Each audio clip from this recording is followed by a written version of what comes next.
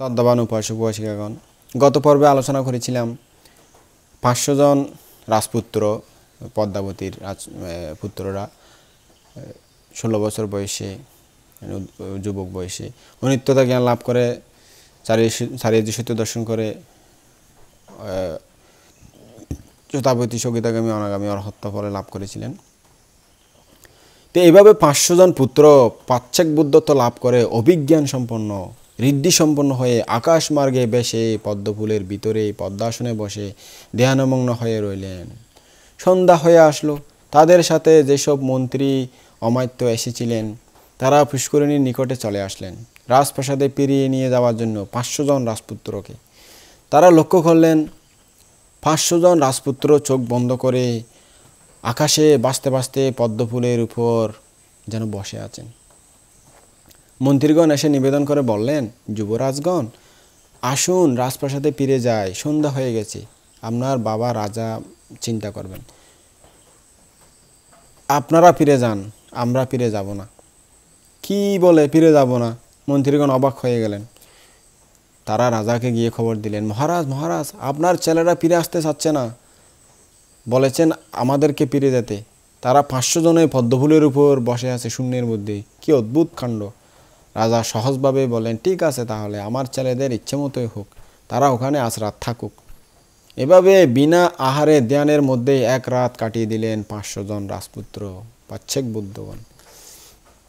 সেই সকাল হলো, আবার মন্ত্রী পরিষদ আসলেন, সবাই আবার রাজপ্রাসাদে নিয়ে যাওয়ার জন্য আহ্বান করলেন। পাচ্ছেক বুদ্ধ রাজপুত্রগণ মন্ত্রীদের উদ্দেশ্যে বললেন, মন্ত্রীগণ, আমরা আর রাজপ্রাসাদে ফিরে যাব না, কারণ আমরা পাচ্ছেক বুদ্ধত্ব লাভ করেছি। অবিশ্বাস্য, অবিশ্বাস্য! পাচ্ছেক বুদ্ধত্ব কিভাবে লাভ করলেন আপনারা? চুল দাড়ি কিহি কাপড় চোপড় এগুলো পরিধান করা অবস্থায় পাচ্ছেক বুদ্ধত্ব লাভ করা যায় নাকি? এগুলো এরকম তো যায় না। আপনাদের এখনও সেই পূর্বের আবরণ পোশাক পরিচয় সবই রয়ে গেছে, পূর্বে সে চেহারা, সে মানে পরিচ্ছেদ সবই রয়ে গেছে, তাই নাকি? এই বলে সে 500 জন পাচ্ছেক বুদ্ধ তাদের ডান হাত মাথায় স্পর্শ করতেই তাদের গৃহজীবনে সমস্ত বেশভূষা অন্তর্হিত হয়ে গেল।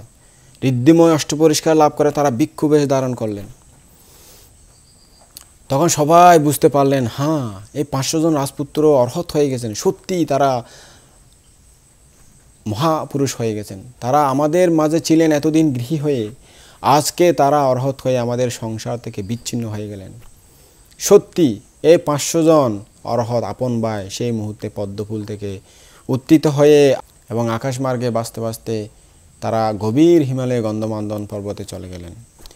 তড়িৎ বেগে এই খবরটা পৌঁছে গেল রাজপ্রাসাদে। মন্ত্রীগণ রাজপ্রাসাদে ফিরে এসে পদ্মাবতীকে জানালেন, পদ্মাবতী রানী, আপনার 500 জন পুত্র ফিরে না আসার কারণ তারা পাচ্ছেক বুদ্ধত্ব লাভ করেছেন। শুধু পাচ্ছেক বুদ্ধ হয়েই নয়, তারা আকাশ মার্গে উড়ে উড়ে গন্ধমাদন পর্বতে চলে গেছেন। সংবাদটি পদ্মাবতীকে ভীষণভাবে আঘাত করল। হ্যাঁ, যেসব পুত্রদের ভালোবেসে কোলে করে নিজের বুকের দুধ দিয়ে মানুষ করেছি, তারা আমাকে ফেলেই চলে গেল। একটি ছেলেও আমার সাথে থাকলো না। একটি পুত্রও যদি আমার সাথে থাকতো, আমি তার সুখের পানে তাকিয়ে হলে সমস্ত দুঃখ বেদনা কোনো রকমে সংবরণ করতে পারতাম। এখন 500 জনই আমাকে ফেলে চলে গেল। হায় রে কর্ম! আমার 500 সন্তান আমাকে ফেলে হিমালয়ে চলে গেল আকাশ মার্গে উড়ে উড়ে। এখন আমি কাকে নিয়ে থাকবো? কাকে আদর করব? কাকে আমার এত ভালোবাসা দেব? আমার পুত্রদের আমি হারালাম। এই সন্তান হারানোর সুখে পদ্মাবতী অকালেই মৃত্যুবরণ করলেন। মারা গিয়ে আরেক জন্ম নিলেন, আর মাঝখানে স্বর্গে উনি উৎপন্ন হলেন না। মারা যাওয়ার পরে উনি রাজগৃহের কাছাকাছি একটি ছোট্ট গ্রামে এক অপরিচিত গরিব পরিবারে জন্ম নিলেন। দিনে আনে দিনে খায়, বিশেষ কোনো সহায় সম্পত্তি নেই। বয়স যখন হলো, এক যুবকের সাথে তার বিয়ে হলো। একদিন তারা জমিতে চাষ করতে গেলেন। স্ত্রী স্বামীর জন্য খাবার আনতে গেলেন। পথের মধ্যে দর্শন পেলেন 8 জন পাচ্ছেক বুদ্ধের। এই 8 জন পাচ্ছেক বুদ্ধ কারা জানেন? ওই তার পূর্বজন্মের 500 পাচ্ছেক বুদ্ধ সন্তানেরা। এখন মায়ের চাইতে বয়স বেশি। বর্তমান মা তাদের চাইতে বয়স কম। এদের আয়ু আমাদের আয়ুর চাইতে অনেক বেশি। ভগবান কাশ্যপ বুদ্ধের শাসনামলে মনুষ্যলোকে আয়ু ছিল 20,000 বছর, বুঝছেন? এখন এই 8 জন পাচ্ছেক বুদ্ধকে দেখা মাত্রই তার অন্তরে গভীর শ্রদ্ধা জাগলো। স্বামীর জন্য ভাতগুলো এনেছিল এবং নিজের জন্য যে ভাতগুলো এনেছিল সবগুলো নিয়ে স্বামীকে গিয়ে বললেন, স্বামী, ওই যে দেখছেন পাচ্ছেক বুদ্ধগণ আকাশমার্গে উড়ে আসছেন, তাদেরকে এই অন্নগুলো দান করে দিই। স্বামী ছিল একটু বোকা ধরনের মানুষ, কিছু জানে না। সে বলল, কি বলো পাচ্ছেক বুদ্ধ, এগুলো হলো অরহৎ পাখি, অর্থাৎ ভিক্ষু পাখি আর কি। আকাশে তারা উড়ে উড়ে বিভিন্ন জায়গায় বিচরণ করে, তাদেরকে কেন অন্নগুলো দেবে? স্বামী রাজি না হওয়ায় তিনি বললেন, ঠিক আছে, তোমার ভাগ তুমি খাও, আমার ভাগ আমি দিয়ে দেব। তিনি নিজের ভাগটুকু 8 জন পাচ্ছেক বুদ্ধকে দান করলেন। দান করার পর ফাং করলেন, ভান্তে পাচ্ছেক বুদ্ধগণ, আগামীকালও 8 জনের জন্য আমি সোয়াইন দেব, এখানে আগমন করুন। পাচ্ছেক বুদ্ধগণ ফাং গ্রহণ করলেন এবং বললেন, মা, আমরা কালকেও এখানে আসব। এই 8 জন নয়, তুমি আরও বেশি পাচ্ছেক বুদ্ধ দর্শন লাভ করতে পারবে, তো এতে তোমার আরও বেশি পুণ্য হবে। তবে তুমি 8 জনের জন্য আসনসহ ভোজন তৈরি করে রেখো। এই বলে তারা আকাশমার্গে চলে গেলেন। গন্ধমাদন পর্বতে একত্রে বাস করেন 500 জন ভাই পাচ্ছেক বুদ্ধ। এই 8 ভাই গিয়ে বলল অন্যান্য ভাইদেরকে, ভাইগণ, আমাদের মাতাকে উদ্ধার করতে হবে, আমাদের মাতাকে পুণ্য সঞ্চয় করার সুযোগ দিতে হবে। তাই আগামীকাল অন্য কোথাও না গিয়ে একসাথে আমাদের মায়ের কাছে চোয়াইন গ্রহণ করতে যেতে হবে। যদি 500 জনকে মা চোয়াইন দিতে পারেন তাহলে পুণ্য বেশি হবে। দেখছেন মায়ের প্রতি কীরকম শ্রদ্ধা ও ভালোবাসা। একবার মা হলেও সে মায়ের ঋণ তো শোধ হয় না। মায়ের ঋণ জন্ম জন্মান্তর থেকে যায়। যতদিন মা বাবাকে পুণ্য সঞ্চয়ের সুযোগ দেয়া না যাবে, ধর্মজ্ঞান বা নির্বাণ মার্গ দর্শন করাতে না পারবে, মায়ের সে ঋণ, বাপের সে ঋণ কোনো মতে শোধ হয় না। তাই এখন মায়ের ঋণ শোধ করার জন্য মা যেন পুণ্যবতী হয়, মা যেন মার্গফল পায়, নির্বাণ পায়, সেজন্যই তারা বলছেন মাকে উদ্ধার করতে হবে, করুণা করতে হবে। সত্যি তারা পরের দিন 500 জন পাচ্ছেক বুদ্ধ নির্ধারিত স্থানে চলে আসলেন। আমাদের ভগবান বুদ্ধ মাকে উদ্ধার করার জন্য বুদ্ধত্ব লাভ করার পরে স্বর্গে গিয়ে ধর্মদেশনা দিয়ে ওনাকে মার্গফলে প্রতিষ্ঠিত করেছিলেন, কৃতজ্ঞতা এবং মায়ের ঋণ শোধ করে এসেছিলেন আর কি। সেরকম মায়ের প্রতি ভালোবাসাটা যাদের আছে তারাই উপকার করতে অবশ্যই ভুলবেন না। কিন্তু এখানে আহার তৈরি করে রেখেছিল মাত্র 8 জনের জন্য। তাদেরকে বাসায় নিয়ে গেলেন, বাড়িতে নিয়ে গেলেন। বাসায় 8 জনের জন্য বসার আসন ছিল, 8 জন করে বসলেন। বাসা তো ছোট, 8 জন বসার পর নবম পাচ্ছেক বুদ্ধ যখন বসতে আসবেন, তিনি ঋদ্ধিশক্তি দিয়ে আরও 8টি আসন তৈরি করলেন। এই 8 জন বসার পরে আরেকজন যখন আসলেন, ওই নবম জন, উনিও আবার 8টি আসন তৈরি করলেন ঋদ্ধিশক্তি দিয়ে। এভাবে 500 জন পাচ্ছেক বুদ্ধ বসলেন। 500 জন বসা তো সোজা কথা নয়, বাসাটিও অনেক বড় হয়ে গেল। এটা পাচ্ছেক বুদ্ধদের মায়ের প্রতি মায়া, করুণা, মমতা, মহানুভবতা, ঋদ্ধিশক্তিতে। এখন 8 জনের জন্য খাবার আনলেন। 500 জন খেয়েও শেষ হলো না। পাচ্ছেক বুদ্ধ অরহৎগণের মহানুভবতা, 500 জন ওই মায়ের দেয়া চোয়াইন খেলেন। মা আবার পদ্মফুলও দান করলেন এবং আবার প্রার্থনা করলেন। দেখুন, প্রতি জন্মে তার পদ্মফুল দেওয়ার সংস্কার বা অভ্যাস। আপনাদেরকে এই পদ্মফুল সহ সেবা ও আহার দান করার পুণ্যের ফলে যেন আপনাদের নিয়ে সত্য দর্শন করতে পারি। পুত্র পাচ্ছেক বুদ্ধ দান গ্রহণ করে অনুমোদন করে আবার আকাশমার্গে চলে গেলেন। মা কিন্তু চিনলেন না তার পুত্র পাচ্ছেক বুদ্ধগণকে। কেমন করে চিনবে? পুত্র পাচ্ছেক বুদ্ধগণ মাকে চিনেন, গত জন্মের মা। এই জন্মে আরেকজনের স্ত্রী। এই গরিব মহিলা একদিন আয়ুক্ষয় হয়ে মারা গেলেন। এইভাবে আমরা জন্ম জন্মান্তর কে কার জ্ঞাতি, কে কার ছেলে মেয়ে, কে কার মেয়ে কেউ জানি না। এমনি জন্ম ভরে আবার চিনতেও পারি না। তো জন্ম মৃত্যুর এই রহস্যময় ভবনে বুদ্ধ বলেছেন, মা হয়নি, ছেলে হয়নি, পুত্র হয়নি, এরকম সত্য খুঁজে পাওয়া খুব কঠিন জন্ম জন্মান্তরের বিচরণ ক্ষেত্রে। তো সবাই একবার না একবার আত্মীয় স্বজন হয়ে গিয়েছিল। তো এরকম চলতেই আছে, যতদিন নির্বাণ সাক্ষাৎ করবে না ততদিন চলতেই থাকবে। মারা গিয়ে স্বর্গে উৎপন্ন হলেন তিনি ওই উপাসিকা পুণ্যের ফলে। স্বর্গে উৎপন্ন হয়ে এক অন্তর্কল্প স্বর্গে বাস করলেন। পৃথিবী বিচরণ করলেন, কোনো জন্ম অপায়ে উৎপন্ন হননি। সর্বশেষ জন্মে পাচ্ছিমাভাবী হয়ে জন্ম নিলেন কোথায়? পৃথিবীতে জন্ম নিলেন শ্রাবস্তী নগরের এক শ্রেষ্ঠী পরিবারে। জন্মের সময়ে তার চেহারা ছিল অত্যন্ত লাবণ্যময়, সুন্দর, পবিত্র। পদ্মফুলের ভিতরের অংশকে কি বলে? পাপড়ির ভিতরে যে অংশটা মাঝখানে থাকে সেরকম রং হওয়ায় তার নাম দেয়া হলো উৎপল বন্যা। যতই বড় হয় ততই তার রূপ লাবণ্য বৃদ্ধি পেতে থাকে। স্বর্গের দেবী যেন তার সামনে আসলে লজ্জা পায়। এত সুন্দরী শ্রাবস্তী কেন? সারা জম্বুদ্বীপে তার সুনাম সুখ্যাতি প্রচার হয়ে গিয়েছিল। এমন সুন্দরী যদি হয়, আপনারা তো জানেন পুরুষের লোভ বেশি হয়, পুরুষেরা সুন্দরী মহিলা চায়। তাই যারা শুনেছেন তারা তার পিতার কাছে এসে প্রস্তাব দিচ্ছেন, আমার সঙ্গে বিয়ে দিয়ে সুখী হতে পারবে আপনার মেয়েকে আমাকে দান করুন, আমার সাথে বিয়ে দিন, তাহলে কোনো সমস্যা থাকবে না। সব সময় আমি সমস্ত ভালোবাসা দিয়ে তাকে রাখবো, কোনো কষ্টে রাখবো না। জম্বুদ্বীপে যত শ্রেষ্ঠী আছেন সবাই তার ছেলের জন্য বৌমা করে নিতে চায়। যত রাজা আছেন তার রানী করতে চায়, যত সেনাপতি আছেন তার স্ত্রী করতে চায়। একজনকে দিলে আরেকজন বলবে আমাকে দিল না কেন। এক রাজাকে দিলে অন্য রাজা রেগে যাবে। এক রাজাকে আরেক রাজা বলবে আমি কি কম ছিলাম। আরেকজন তার পিতাকে হয়তো বলবে তুমি ওই রাজাকে দিয়েছো কেন। তাই তার পিতা উপায় খুঁজে পেলেন না, আমার মেয়েকে নিয়ে আমি কি করি। সব কিছুই অতিরিক্ত যদি কিছু হয়ে যায় না, বিপদ হয়, তাই না? এই অতিরিক্ত সুন্দরী হওয়ার বিপদ হয়ে গেল। এখন বিপদ কার? তার এবং তার পিতারও। বিয়ে দেওয়া সম্ভব নয়। এই মেয়েকে এখন কি করি? একটি মাত্র কন্যা নিয়ে সকলকে কেমনে খুশি করি আমি? বর্তমানে একজন সুন্দরী মেয়ে হলে কত কত কিছু হয়ে যাচ্ছে, তাই না? বর্তমানে তো মেকআপ সুন্দরী, ওনার মতো তো সুন্দরী নাই। এই মেকআপ সুন্দরীদের পাওয়ার জন্য কত ছুরি মারামারি, কত আঘাত, কত হিংসা হানাহানি, কত ঘটতেছে ঘটনা।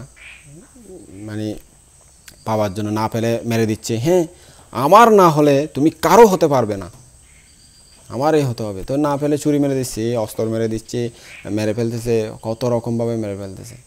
এরকম পুরুষও স্মার্ট সুন্দর হলে মেয়েরাও অনেক সময় ভাবে হ্যাঁ আমার না হলে তুমি আর কারো হতে পারবে না, এরকম ওনাকে মেরে দিচ্ছে। কত ঘটনা ঘটতেছে। তো কামনার তৃষ্ণার দাসত্ব করতে করতে গিয়ে আমাদের এই অবস্থা হয়ে যায় আর কি, কাণ্ড জ্ঞানহীন হয়ে যায়। যখন কামনা বাসনা আমাদের মনকে পেয়ে বসে না, বন্দি করে বসে না, তখন পৃথিবীটা পুরো অন্ধকার দেখে।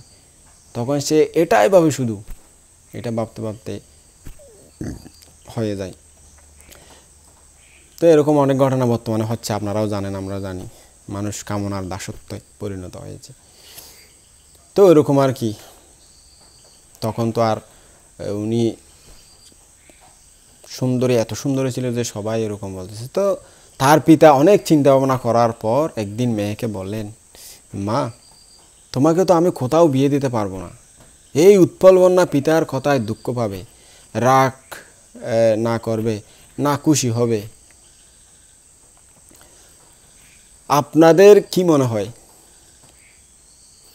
মনে করেন একজন সুন্দরী মেয়েকে বাবা মারা যদি বলে, মা তোমাকে তো আমরা বিয়ে দিতে পারবো না, এরকম কোনো মেয়েকে যদি প্রশ্ন করা হয়, মেয়েটা কি মনে করতে পারে?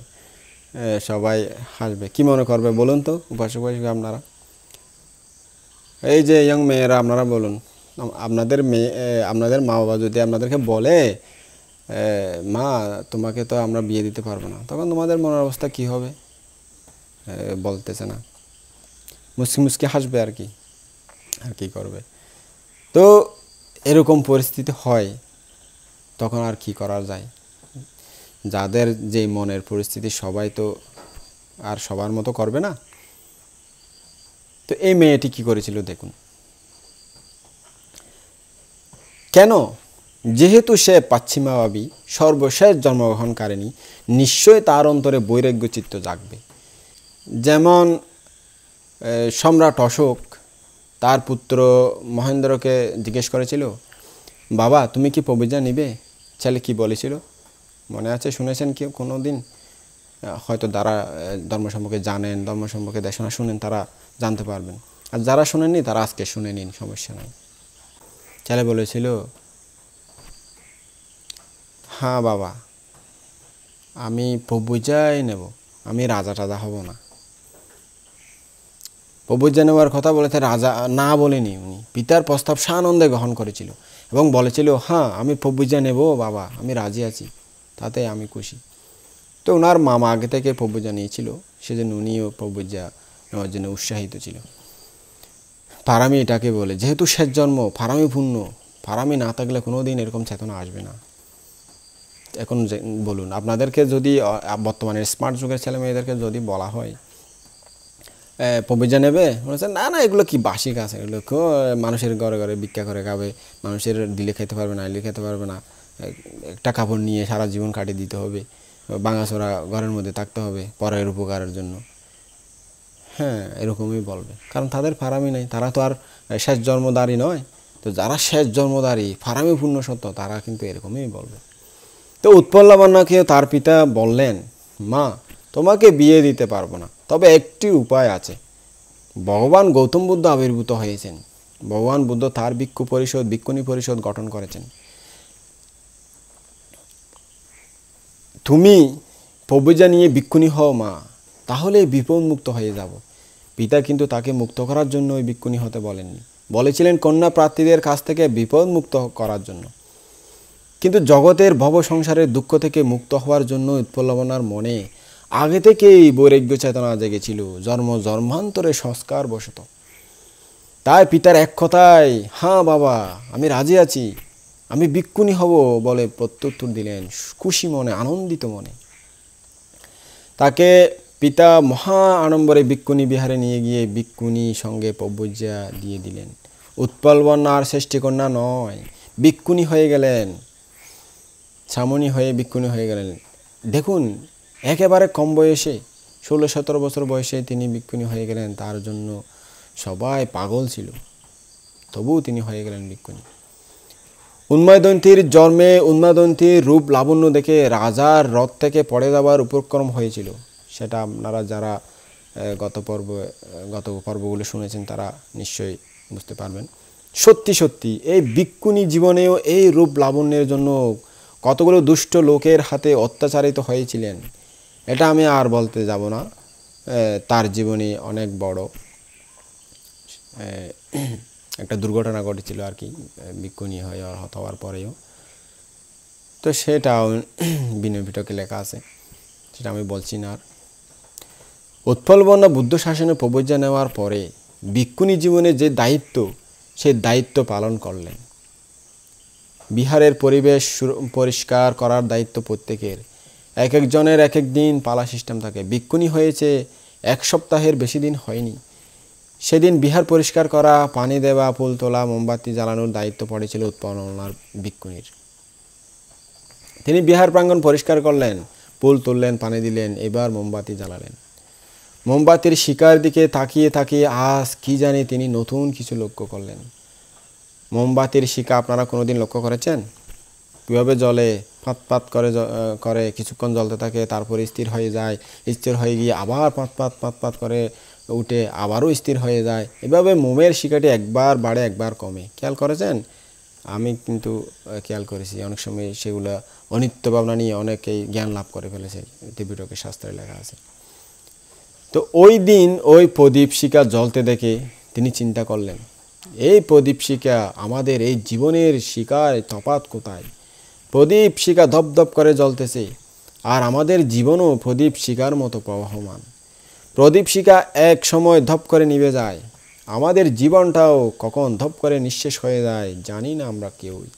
এই প্রদীপ শিকাকেই অনিত্য লক্ষণ, দুঃখ লক্ষণ, অনাত্মা লক্ষণ, এই ত্রিলক্ষণ দর্শনে সমাধি প্রাপ্ত হলেন। সমাধি মানে কি জানেন? চিত্ত একাগ্র, স্থির হয়ে যাওয়া। উৎপলবন্যা দাঁড়িয়েই রয়ে গেলেন। দাঁড়ানো অবস্থায় তিনি ভাবনা করতে লাগলেন। এই আলোক শিকা দেখে দেখে ভাবনা করতে করতেই আশ্চর্য রকমের পারমিতার উৎপলবন্যা ত্রিলক্ষণ দর্শন করে স্তরে স্তরে বিদর্শন জ্ঞান উৎপন্ন করে অরহত্ব মার্গফল লাভ করলেন। সাধু সাধু দেন উপাসক উপাসিকা আপনারা, কত সুন্দর, কত একজন সত্য দুঃখ থেকে মুক্ত হয়ে গেলেন, অরহত্ত ফল সাক্ষাৎ করলেন।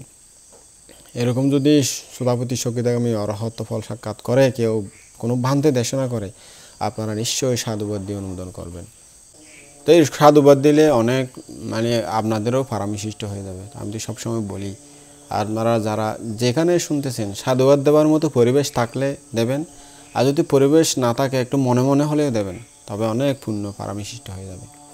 কত পুণ্য, কত পুণ্য, এত তাড়াতাড়ি এত সুন্দরভাবে সামান্য একটি প্রদীপের শিখা দেখে অরহত্ত মার্গফল লাভ করা সহজ কথা নয়। অতীত অতীত জন্ম জন্মান্তরের সঞ্চিত পুণ্য ফারামি না থাকলে কেউ পারে না। দান দিলে নির্বাণ পাওয়ার পথ সুগম হয়, নির্বাণে পৌঁছিয়ে দেওয়ার সহায়ক শক্তি হয়। তাই জন্ম জন্মান্তরের দানের পুণ্য ফলে আপনারা সেরকম অতি সহজেই অরহত হতে পারবেন। সামান্য প্রদীপ শিখা দর্শন করে বিদর্শন ছাড়া মার্গফল উৎপন্ন হয় না। ওখানে দাঁড়িয়ে উৎপলবনা বিদর্শন ভাবনায় করেছিলেন, তবে আমাদের মতো নিশ্চয় নয়। আমরা রাতের পর দিন, দিনের পর রাত, সপ্তাহের পর সপ্তাহ, মাসের পর মাস, বছরের পর বছর ভাবনা করেছি, মার্গফল পাই না। কারণ কি? আমাদের অনেকগুলো কারণ থাকতে পারে। সেরকম কারণের মধ্যে মনে করেন আমরা হয়তো তত বেশি পুণ্যবান নই, আমরা হয়তো সেরকম মহাদান মহাপুণ্য সঞ্চয় করতে পারেনি। পারামি ভেদে মানুষ 4 রকমের আছে, অর্থাৎ কত রকম পুণ্য পারামি কী করেছে সেরকমভাবে 4 রকমের পুদ্গল মানুষ জন্ম হয়। 1 উদ্ঘাটিতাই পুদ্গল, 2 বিপঞ্চিতাই পুদ্গল, 3 নেইন্য পুদ্গল, 4 পদপরম পুদ্গল। 4 রকমের পুদ্গল আছে। এই প্রথম এবং দ্বিতীয় পুদ্গলগণ ভগবান বুদ্ধের গাথা একটু শ্রবণ করেই, একটু ভাবনা করেই, দাঁড়িয়ে দাঁড়িয়ে শুনতে শুনতে যে কোনো ইর্জাপথে বিদর্শন জ্ঞান উৎপন্ন করতে সক্ষম হন। যেমন ওই অরহত দারুসি, শুধু বুদ্ধের কাছ থেকে শুনলে শুনছি বলে জানো, দেখলে দেখছি বলে জানো, অনুমান করলে অনুমান করছি বলে জানো, এই কথা শুনেই প্রতিসম্বিত সহ অরহত্ত ফল সাক্ষাৎ করেছিলেন। এরকম অনেক ঘটনা আছে।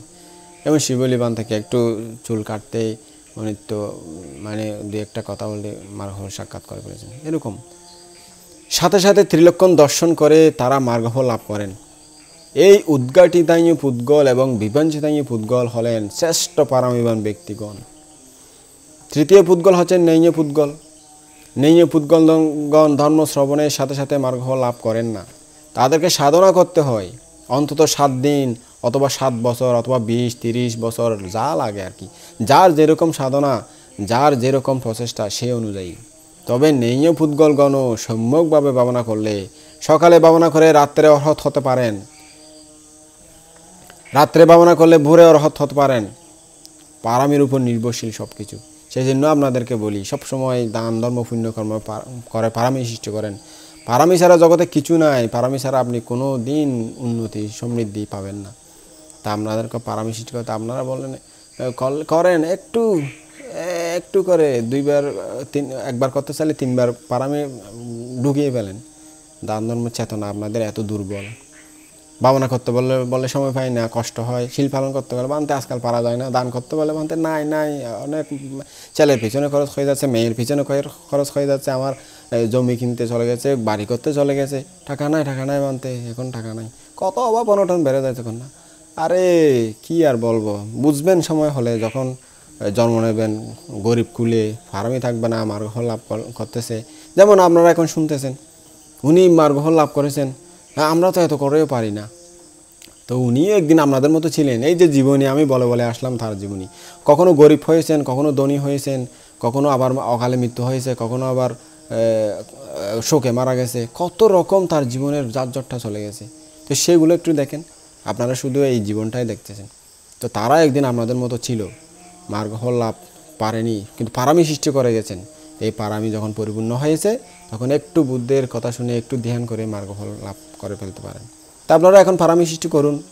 আপনারা একদিন ওনার মতো দেশনা শুনে একটু ভাবনা করে, একটু চিন্তা করে, অনিত্য জ্ঞান চিন্তা করে মার্গফল লাভ করতে পারবেন। সেটা করে যাবেন আজকে থেকে। বর্তমানকালে যারা মার্গফল পাচ্ছেন, পাবেন অথবা পেয়েছেন, তারা সবাই নেই পুদ্গল। যেমন বার্মার মাহাসি সিয়াদ, তংফুলু সিয়াদ, শুয়ে ও দাং সিয়াদ, সামাই দাং সিয়াদ, ও কবি সিয়াদ, তারপরে মোগক সিয়াদ, তারা সবাই নেই পুদ্গল। এখনও আমাদের মধ্যে যদি কেউ অর্হত হয়ে সেও হবে নেই পুদ্গল। তাই আমরা যদি কেউ নেই পুদ্গল হয়ে থাকি, ভাবনা করলে আমরাও মার্গফল পেতে পারি, অর্হত পর্যন্ত হতে পারি। তাই নির্বাণের দরজা এখনও বন্ধ হয়নি, নির্বাণের দরজা এখনও খোলাই রয়ে গেছে। চেষ্টা করলে পারবেন। কার পারামি আছে নাই আপনারা কিভাবে জানেন? চেষ্টা করুন, 7 দিন অথবা 7 বছর এর মধ্যে আপনারা পেয়ে যেতে পারেন। 7 দিন সঠিকভাবে করলে 7 দিন অন্ততপক্ষে 7 দিন কমপক্ষে, আর বেশি মধ্যে 1, 2, 3, 4 বছর 5 বছর 7 বছর ভিতর অবশ্যই গ্যারান্টি দিয়েছেন বুদ্ধ। সঠিক ধ্যান করলে, সঠিক গুরু সাক্ষাৎ গিয়ে সঠিক ধ্যান পদ্ধতি পেয়ে সঠিক ধ্যান পদ্ধতি অনুযায়ী ধ্যান করলে। ভুলভাল করলে আপনি 100 বছর করলেই পাবেন না, বুঝেছেন? সেটা আপনি চোখ বন্ধ করে বসে থাকতে পারবেন যে মার্গ লাভ হবে না। তাই ভগবান বুদ্ধ বারবার বলেছিলেন যে গুরু নির্বাচন করতে 40 বার বলেছিলেন তার 45 বছর ধর্ম প্রচারের সময়। সঠিক গুরু নির্বাচন করো, সঠিক কল্যাণ মিত্র নির্বাচন করো, তারপর ওনার নির্দেশ অনুযায়ী চলো। কারণ গুরু নির্বাচন ভুল হলে যাবে ভুল পথে গেলে নির্দিষ্ট স্থানে, গন্তব্যস্থানে পৌঁছাতে কোনো দিন পারবে না। যেমন অজাতশত্রু, সে গুরু নির্বাচনে ভুল করেছে, ভালো গুরু মনে করে দেবদত্তকে ভালো গুরু মনে করে গ্রহণ করেছে। ফলে তার কি হলো? তার মার্গফল লাভের ফারামি ছিল, সেটাও নষ্ট হয়ে এসে এখন লৌহগম্ভীর নরকে পৌঁছতেছে। তো এরকম গুরু নির্বাচন ভুল হলে গন্তব্য পথ ঘুরে যাবে, তখন কষ্ট পেতে হবে। তো এরকম ভালো গুরু সাক্ষাৎ পেলে সাক্ষাৎ খুঁজে নেবেন, ভালো গুরু কোথায় আছে, যারা নিঃস্বার্থ সুন্দরভাবে ধর্ম বুঝিয়ে দিয়ে নিজের মঙ্গল করতে পারেন, সেরকম গুরু সান্নিধ্যে গিয়ে চেষ্টা করলে অবশ্যই বুদ্ধ গ্যারান্টি দিয়েছেন 7 বছর থেকে 7 দিন থেকে 7 বছর পর্যন্ত অবশ্যই পাবেন। এই নেই পুদ্গল তারা যারা উদ্ঘাটিত আর বিপঞ্চনীয় পুদ্গল, তারা এখন জন্মগ্রহণ করেন না, তারা বুদ্ধর সমকালেই জন্ম নেন বা এর পরে পরে জন্ম নেন। তবে এই নেই পুদ্গল না হয়ে ওই চতুর্থ পুদ্গল অর্থাৎ পদপরম পুদ্গল যদি হয়, তাহলে এই জন্মে মার্গফল পাওয়ার সম্ভাবনা তার নাই, কোনো দিন পাবে না। যেহেতু অতীতে পুণ্যরাশি শূন্য হওয়ায়, অতীতে মার্গফল পাওয়ার মতো হেতু অর্থাৎ পুণ্যরাশি সঞ্চয় না থাকায়, এই জন্মে পারামি সঞ্চয় করে রেখে পারামি বীজ বপন করে নিলে আরেক জন্মে সে বীজ থেকে ফল উৎপন্ন হবে, অর্থাৎ আগামী জন্মগুলোতে মার্গফল পেতে পারেন তারা এই জন্মে শত শত বছর চেষ্টা করলে মার্গফল পাবে না, অনেক কঠিন রাত দিন ধ্যান করলেও পাবে না। কারণ তারা পারামি অতীতে একটুও নাই, শূন্য পারামি, একটু পারামিও নাই। তো কীভাবে এখান মার্গফল লাভ করতে পারবেন? তো পারামি সৃষ্টি করতে পারেন, তারা সৃষ্টি করে তারপরে উৎপন্ন হতে পারেন। কিন্তু উৎপলবন্যা ভগবান বোধমোত্তর বুদ্ধের সময় থেকে পারামি বীজ বপন করেছিলেন, অর্থাৎ 1 লক্ষ কল্প আগে থেকে তিনি দান দিয়ে পুণ্য পারামি পূর্ণ করেছেন। কয়টা জন্ম আপনারা হিসাব করেছেন? কয়টি জন্ম নিল? 9টি জন্ম। এর মধ্যে আরও অজানা কত জন্ম রয়ে গেছে। এই উৎপলবন্যা জন্মকে বাদ দিলে মাত্র 8টি জন্ম উনি মহাপুণ্য করার সুযোগ পেয়েছেন। তবে এখানে একটা চিন্তা করার বিষয়, 1 লক্ষ কল্প ধরে উনি ভব সংসার পরিভ্রমণ করেছেন, তার সর্বমোট মাত্র 8টি জন্মই কি ছিল? না, বুদ্ধ একসময় বলেছেন একটি কল্পে একটি মানুষের জন্ম যদি হিসাব করা হয়, তাহলে শুধু যে কয়বার মানুষ হয়েছে তার কঙ্কাল যদি জমা রাখা হয়, হিমালয় পর্বতের 2 গুণ 3 গুণ 4 গুণ হবে। একটা বৈপুল্য পর্বত নাম করা হয়েছে ওখানে বইতে, তো বিশাল এক পর্বত আর কি। একটি কল্পে যদি তার মনুষ্য জন্ম ধরা হয়, এই প্রেত জন্ম, নরক জন্ম, তির্যক জন্ম এগুলো বলা হচ্ছে না এখানে। এগুলো যদি ধরে তাহলে আর কথাই নেই, হিসাব করা যাবে না। এগুলো তো 1 কল্পের কথা, 1 কল্প নয়, 100 কল্প নয়, 1000 কল্প নয়, লক্ষ কল্প উনি সংসার ঘুরেছেন, পরিভ্রমণ করেছেন। অর্থাৎ এই জন্ম থেকে ওই জন্ম, ওই জন্ম থেকে এই জন্ম, এই জন্ম থেকে স্বর্গ থেকে নরক, নরক থেকে প্রেত, প্রেত থেকে তির্যক, তির্যক থেকে মানুষ, মানুষ থেকে আবার ব্রহ্ম, স্বর্গ, এই ঘুরতে ঘুরতে আর কি। তাহলে কত জন্ম নিয়েছেন ঠিক নেই, চিন্তা করে দেখুন। শুধু বলতে হবে অগণিত বার, অসংখ্য বার, এতগুলো অগণিত জন্মে উনি বড় রকমের পুণ্য করার সুযোগ পেয়েছেন মাত্র 8 বার। সেগুলোই মাত্র আপনাদেরকে বলা হচ্ছে এখানে। ইহা কিন্তু অত্যন্ত খেয়াল করার বিষয়, মনে রাখবেন উপাসক উপাসিকা, অত্যন্ত গভীরভাবে চিন্তা করার বিষয়। তা নয় কি মানুষ পুণ্য অর্জন করার এবং পারামি বীজ বপন করার সুযোগ অত্যন্ত কম পেয়ে থাকে। আপনারা তো বলেন ভান্তে পুণ্য তো করার, আপনারা শুধু দান দিতে বলেন, পুণ্যকর্ম করতে বলেন। প্রতি জন্মে পায় না মানুষ এই পুণ্যকর্ম করার সুযোগ। আজ থেকে ইতিহাস পর্যালোচনা করে দেখেন, আজ থেকে 100 বছর আগে জন্ম নিলে অন্ধকারে জন্ম নিতেন আপনারা, তখন ধর্ম ছিল না এদেশে। এই বাংলাদেশের কথাই বলতেছি, বিশ্বের কথা বাদই দেন। 100-200 বছর আগে কীরকম ছিল, লুরি এরা কিছুই জানে না ধর্ম সম্পর্কে। ওই সময় যদি জন্ম নিতেন তাহলে কী অবস্থা হতো আপনাদের বলুন তো? তখন দানও দিতে পারতেন না, কারণ বানতে নাই। শিল পালন করা তো দূরের কথা, বানতে নাই। এরপরে ভান্তারা নিজের বুঝতে পারলেন এখানে কিছু নাই, তখন প্রতিরূপ দেশে গিয়ে শ্রীলঙ্কা, বার্মা গিয়ে ওখান থেকে শিক্ষা করে ধর্ম আস্তে আস্তে বুঝাতে লাগলেন। তো এরকম হয়। ভারতবর্ষ একসময় বৌদ্ধ রাষ্ট্র ছিল, কিন্তু পরবর্তীতে এমন অবস্থা হয়েছে বৌদ্ধ বলতে ওখানে একদম ক্ষীণ হয়ে গেছে। তো ওখানে যদি জন্ম নেন তখন কোথায় দান দিবেন, কোন বান্তের দেশনা শুনবেন, কোথায় কল্যাণ মিত্র পাবেন, শিল কীভাবে পালন করবেন, উপদেশ কোথায় থেকে পাবেন? দান দেওয়ার মতো জায়গায় দান দিলেই তো পারামি পূর্ণ করতে পারবেন, পারামি সৃষ্টি হবে। তো এই জন্য পারামি অনেক বড় জিনিস। দান দেওয়ার সুযোগ লাভ করে আপনারা অবহেলায় কাটিয়ে দেন। অনেকে দোষ দেন, মানে কেন বেশি বান্তেরা দান পাচ্ছে, কেন দান দেব? শিলবান বান্তে খুঁজে দান দেন না, কোথায় আছে? এখনও আছে, 2-1টা পড়ে আছে, খুঁজে দান দেন। আর যারা আশেপাশে আছে তাদেরকেও দান দিবেন। শিলবানকে দান দিতে বলে একটু বেশি পুণ্য, পারামিটা তাড়াতাড়ি পুণ্য হয়। দেখেছেন তো জন্মে এই তলবন্যা পাচ্ছেক বুদ্ধকে দান দিয়েছি বিদায় কী রকম আশা করেছিল, সব পেয়েছে। তো সেটা একটা ধর্মের প্রভাব। যত শিলবানকে দান দিতে পারেন তত বেশি পুণ্য। তো বর্তমানে কিছু মানুষ বিকৃতি রুচির মানসিকতা হয়ে গেছে। আমি একটা উপাসককে শুনেছিলাম, ওনার বাসায় গিয়েছিলাম। উনি সঙ্গদান করেন যে 5 জন 10 জন টোকাই খুঁজে এনে ওদেরকে খাবার দাবার দেবে, ওটা সঙ্গদান। ওনার মায়ের উদ্দেশ্যে বা ওর উদ্দেশ্যে সঙ্গদান করে যে, তো বান্তেদেরকে দেয় না। কারণ উনি বলেন যে ওনাকে যখন প্রশ্ন করা হয়েছিল, ওনার বাসায় গিয়েছিলাম, আপনি এরকম কেন করেন, বান্তেদেরকে না দিয়ে টোকাই ছেলেদেরকে কেন দেন? বলছে বান্তেরা তো অনেক পাচ্ছে, অহরহ পাচ্ছে দান, তাদের দানের অভাব নাই। এই টোকাই ছেলেরা তো দান পাচ্ছে না, তাই আমার মার উদ্দেশ্যে এবার বান্তেদেরকে ফাং না করে টোকাই ছেলেদের ফাং করে এনে সঙ্গদান করতেছি।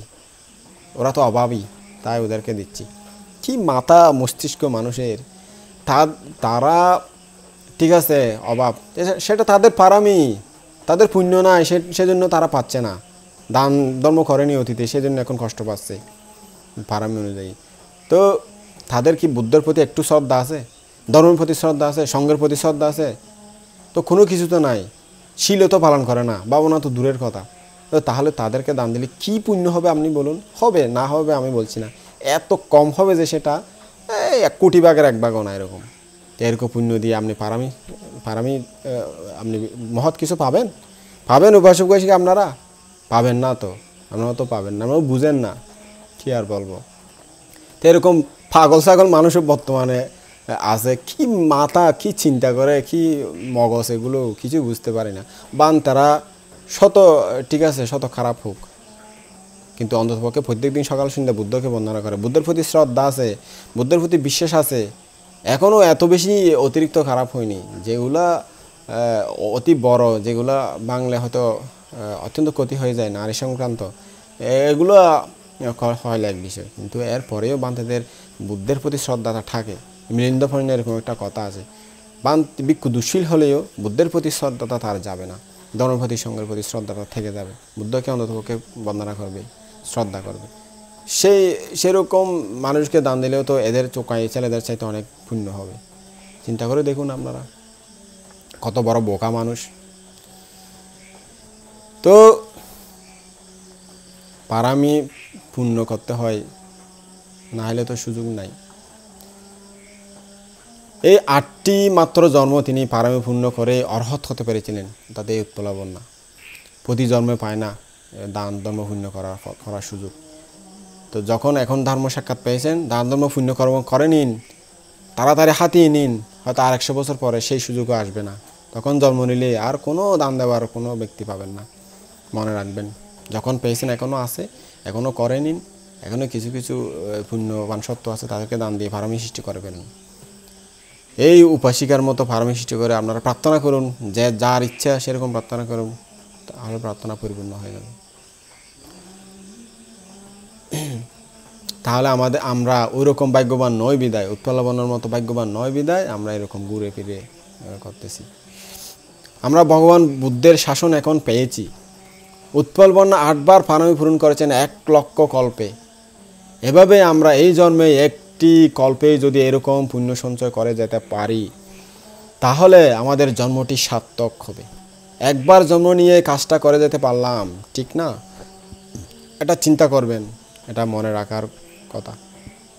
উৎপলবন্যা লক্ষ কোটি অগণিত জন্ম পেয়েও পুণ্য সঞ্চয় করতে ভগবান বুদ্ধের সাক্ষাৎ, পাচ্ছেক বুদ্ধের সাক্ষাৎ ও বুদ্ধ শাসন পেয়েছেন মাত্র 8 বার। মাত্র 8 বার। সেখানে আবার বাক আছে। ভগবান পদুমোত্তর বুদ্ধ, ভগবান বিপস্যী বুদ্ধ এবং ভগবান কাশ্যপ বুদ্ধ, এই 3 বুদ্ধের সাক্ষাৎ পেয়েছেন। 1 লক্ষ কল্পে কয়জন ভগবান বুদ্ধ? 3 জন মাত্র। 1 লক্ষ কল্পে কি মাত্র 3 জন ভগবান বুদ্ধ উৎপন্ন হয়, নাকি আরো বেশি হয়? অনেক ভগবান বুদ্ধ উৎপন্ন হলেও দেখা পেয়েছেন মাত্র 3 জনের। আমরা তো জানি না কয়জনের সাক্ষাৎ পেয়েছি, বলতে পারবো না। তবে বলতে হবে আমাদের কর্ম ও ভাগ্য খারাপ নয়, নিশ্চয় ভালো। নিজেকে নিজে বিচার করলে বুঝবেন আমার অন্তরে ধর্মকর্মের প্রতি শ্রদ্ধা কতটুকু। যদি দেখেন যে শ্রদ্ধা আছে অনেক, বান্তে যা দেশনা করেছেন আমিও সেরকম মুক্তি পেতে চাই, তাই আমি যথাসাধ্য দান করি, শীল পালন করি, ভাবনা করি, পুণ্যকর্ম করি, কুশল সঞ্চয় করি, তাই যদি হয় তাহলে আপনাকে বলবো নিশ্চয় এদের মতো পারমী আপনারও আছে। উৎপলবন্যা আগের জন্মে যখন তার পুত্রদেরকে অর্থাৎ পাচ্ছেক বুদ্ধদেরকে সোয়াইং দিয়েছিলেন, তখনও তো তিনি এক অচেনা অজানা গরিব মেয়ে ছিলেন। তখন কে বলবে তিনি উৎপলবন্যা হবেন, এত পারমীবতী হবেন? তো দেখুন শ্রদ্ধাবান উপাসক উপাসিকাগণ, যে কোনো একজনকে সাধারণভাবে আমরা ভাবি, তো ওনার মধ্যে কী পারামেশ আমরা তো কেউ জানি না। হঠাৎ করে মানুষ পারামির গুণে অনেক কিছু হয়ে যায়। তাই আপনাদেরকে বলি পারামি সৃষ্টি করবেন, তবেই আপনাদের মানব জীবন সার্থক হবে।